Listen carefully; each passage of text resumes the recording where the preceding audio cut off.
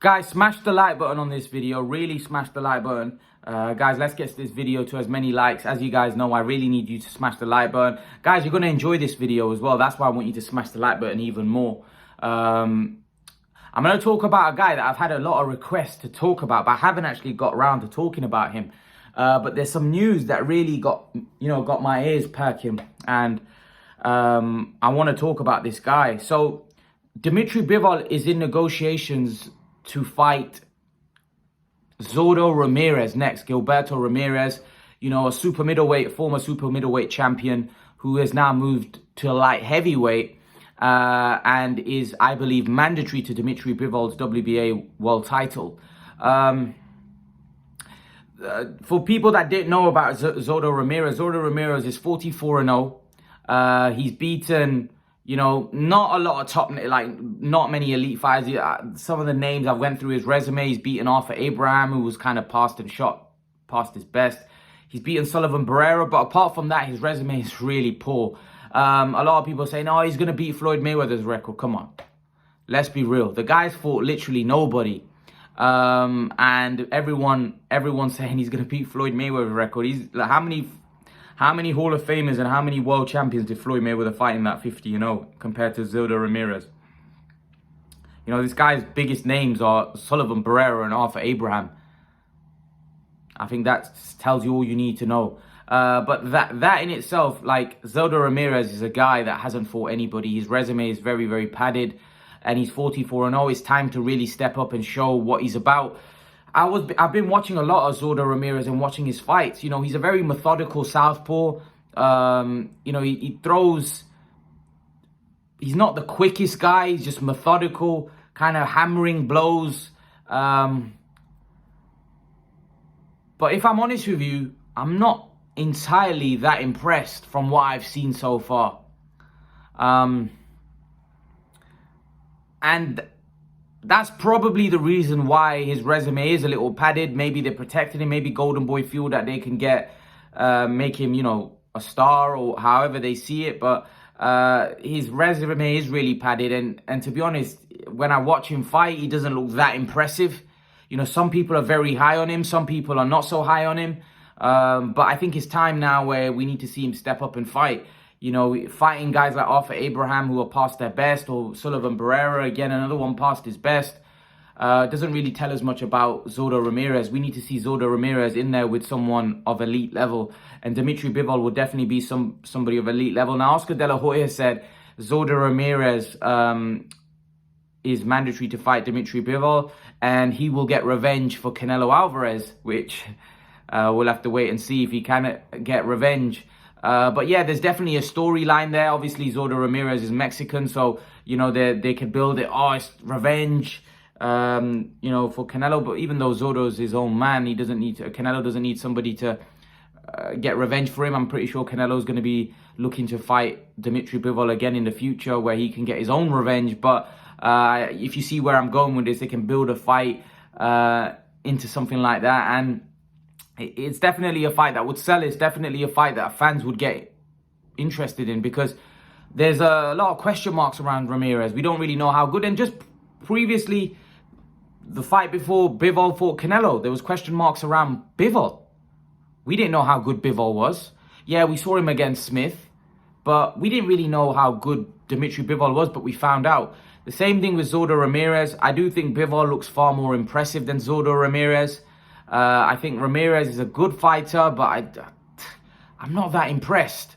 I just think the way he looks, the way he throws his punches, he's pretty methodical. I can't see how he beats Dmitry Bivol. I think Dmitry Bivol's a lot faster than him. I think Dmitry Bivol's got a lot better feet than him. I think Dmitry Bivol is just overall a much better boxer than Zurdo Ramirez. So I can't really see Zurdo Ramirez. And let's not forget, Dmitry Bivol is also a naturally bigger man. I know because Zurdo Ramirez was at super middleweight, although Zurdo Ramirez is a very big guy. He's a very, very big guy. And when I saw him rehydrate in his last fight, and he was massive. So is he a bigger guy? He's a guy that's come up from a smaller weight class, where Bivol's been at 175. But Bivol's not the biggest 175, because Bivol was willing to go down to 168. But Bivol, when he fought Canelo, he also looked really massive in there as well. So I just think it's not going to come down to size or whatever. I just think it's the boxing ability. And for me, Bivol just looks a much better fighter, a much better boxer. And I can see him totally outclassing and outboxing Zurdo Ramirez, if I'm totally honest with you. I can't see Zurdo Ramirez getting revenge for Canelo Alvarez. I don't think he's that good, if I'm brutally honest with you. I don't think he's that good. I think he's not as good as what people are making him out to be. But again, I've been wrong before, and I might be wrong again. But I'm just going off what I see of the eye test. I think Dmitry Bivol is far more skilled, far better, and I think he'd beat Zurdo Ramirez. But it's a good fight. It's without question a great fight. It's a fight that, you know, we as fans would definitely welcome. It's a fight that I think would do good numbers on DAZN. Also, Oscar De La Hoya promotes Zurdo Ramirez, so obviously, and Bivol's promoted by Hearn, so it'll be an easy fight to make. I think Eddie Hearn promotes Dmitry Bivol, so he might want to make the Joshua Buatsi fight. But if Zurdo Ramirez is mandatory, and for me, that's a bigger fight. For me, I would rather see Zurdo Ramirez against Bivol than seeing Joshua Buatsi against Bivol. I think Zurdo Ramirez, although I think Bivol beats Ramirez, I think that's a much better fight than Buatsi. And also, I think Ramirez, although, like I said, I think Ramirez's resume is so padded, I think Ramirez has done more in the sport than Joshua Buatsi. I think Buatsi is still very unproven. I think we don't even know if Joshua Buatsi is the best in the UK yet. You know, he's never won a world title. You know, he's never really fought anybody in the UK that I think, well, he fought Craig Richards, but that was a very close fight. That was a very close fight against Craig Richards that could have gone, you know, probably the right man deserved it in the end. You know, Buatsi probably deserved the win, but it was a very close fight against Richards that has been beaten a couple of times, even though Richards is a very good fighter, don't get me wrong, but I still think there's domestic fighters out there like Callum Smith, like Callum Johnson, like Anthony Yarde, who I think can give Joshua Buatsi a whole heap of trouble. You know what? A lot of people thought that when Joshua Buatsi was fighting early on in his career and blowing these guys away, a lot of people thought that he would destroy Anthony Yarde just because Buatsi's got obviously much higher caliber fighter in terms of amateur pedigree, and he's done a lot more. He's obviously, I think, a bronze medalist as well. But of his last couple of fights, I haven't really been that impressed, and I think Anthony Yarde would cause Joshua Buatsi a lot of trouble. Also, Yarde is a very big guy with a very good chin. He can crack a little bit, and I was very impressed with his last performance against Lyndon Arthur. You know, Lyndon Arthur was somebody that I feel that is a good fighter, and actually a fighter that is very problematic for Yarde, and Yarde just destroyed him, went through him, battered him, stuck it on him and beat him up. And I think that Yarde would cause Buatsi all kinds of trouble. I don't think Buatsi is as good as what people are making him out to be. I think Yarde is a good fighter, and I think Yarde can trouble and maybe even beat Buatsi. So that's a fight that I'm very interested in. But when we're talking about Ramirez, you know, I think that fight with Bivol is a compelling fight. Compelling fight, good fight, and I think definitely a fight that they need to make. If Bivol isn't going to fight the winner of Beterbiev, while, you know, Beterbiev and Smith are fighting, Bivol's next fight should be Ramirez. Bivol beats Ramirez, then he should fight the winner of, you know, Beterbiev and Smith.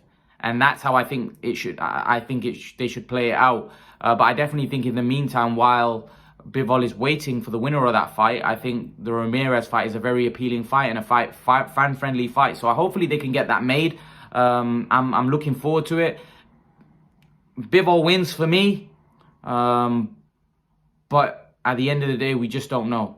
We just don't know, because it's a great fight. It's a great fight, and one that I think we'll all look forward to. So yeah, let's see. Let's hopefully they can make that fight with Ramirez and Bivol. But I want to go on to another topic. I want to talk about. I want to talk about, you know, Canelo and Golovkin. It looks like Canelo Alvarez is going to have a fight with Golovkin in September. Obviously, we obviously know that. We've known that for a while now, that he's going to fight Golovkin. And some people are not that interested. Some people think it's going to be a good fight. Some people think it's fighting an old Golovkin. And someone's asked me, do you think Canelo should get credit if he beats Golovkin? Because if Charlo was to beat Golovkin, then Charlo would get a lot of credit for that. Personally, I think Canelo can't win. If Canelo had beaten Bivol, he wouldn't have got a lot of credit for it, because people would have said, well, Bivol wasn't that good. You know, he was untested, he wasn't that good. But Canelo gets beat by Bivol, oh, Canelo's a hype job, which a lot of people were saying. The Golovkin situation is now Golovkin's 40 years of age. If he beats Golovkin, people are going to say he's old. If he loses to Golovkin, oh my God, his career's he's lost everything. This is a very important fight for Canelo, because Canelo can't afford to lose to Gennady Golovkin. He can't afford to lose to Gennady Golovkin. If he loses to Gennady Golovkin, you know, Canelo's going to be... his career is going to be in tatters. So he really needs to win this fight. And I don't think it's as easy a fight as what people think. I still think Golovkin is very motivated, very hungry. And Golovkin wants to put things right, because he feels he's been hard done by twice against Canelo.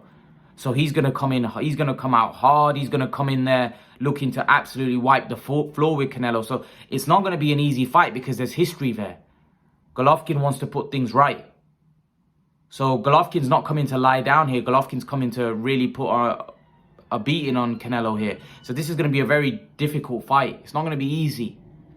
And I just think stylistically, these guys' styles mesh well. And I think it'll always be a good fight. It'll always be a tough fight. It'll always be a hard fight. And I think now there's obviously a lot more. There's a history. There's beef between the two. There's a lot of things that have been said back and forth.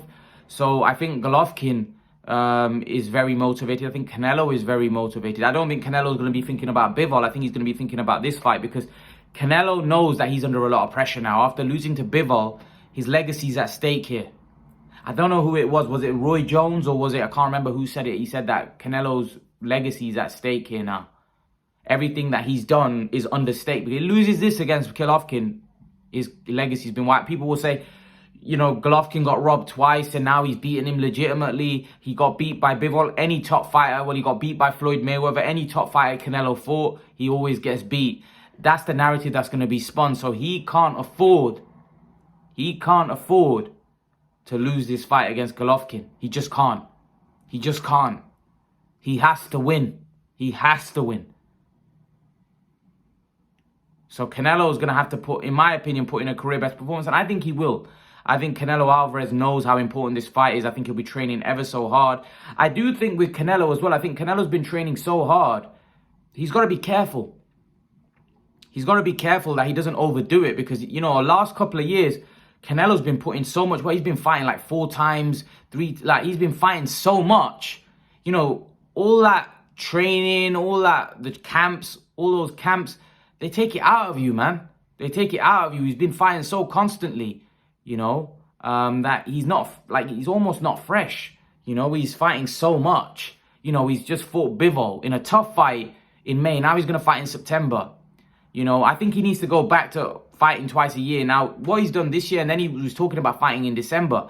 I don't think he's going to fight in December now, because he lost to Bivol. But if he did beat Bivol, he probably would have fought in December. This man wants to continue fighting, but I don't know whether at the level that this man fights at, I'm not sure that's a good idea. I think he should go back to fighting twice a year. You know, and potentially, in my opinion, give himself more time to recuperate and rest, because the level this guy's fighting at, you know, I don't think he can fight 3 times, 4 times. That's just too much. You know, it was all right at the super middleweight because he felt he wanted to become undisputed. Okay, that's a one-off. But let it go. That was a one-off year, and then go back to your 2 times. Because when you're a fighter of that level, fighting the level of fights that Canelo fights, I just don't think he can continue fighting 3, 4 times a year. I think his body will break down. I think he needs the rest to recuperate and you know, be the best possible version of himself when he comes and fights in May. And then when he fights in September. Because if you look at May and September, there's not a lot of rest period. There's May, June, July, August, September. So it's not like it's a lot of time to recover in that time, 3 or 4 months, you know, and then you get back, you know, camp is generally 12 weeks, which is effectively 3 months. So, you know, and then if you go after September, you go back into camp. If you have, just say, October, you know, November, then December, and he's fighting in December. That's a lot that you're getting a month off, and that's it, and you got to get back into camp. You know, it's very tough. It's very, especially he's getting older now. He's getting past 30, so it takes a toll on the body, man. And he's fighting. And remember, he's had like almost 60 fights. Canelo's had 60 fights. That's a lot of fights in his career. And he's been fighting for over, what, 16 years now? Because he started pro at, what, 16, 17 years. Canelo's been fighting. And he's going to go on for another 5, 6 years. This guy's going to have a 20, 22, 23-year career. You know, that's incredible. Or 2-decade career. Not many fighters stay in the sport for over 2 decades, man. So he's got to manage his workload and manage how how he fights on from here on in, because obviously you don't want to break down before your time. Yeah, so leave your thoughts, guys. Make sure to smash the like button, hit the subscribe button, share the video as always, guys, and I'll see you guys in the next video. Peace.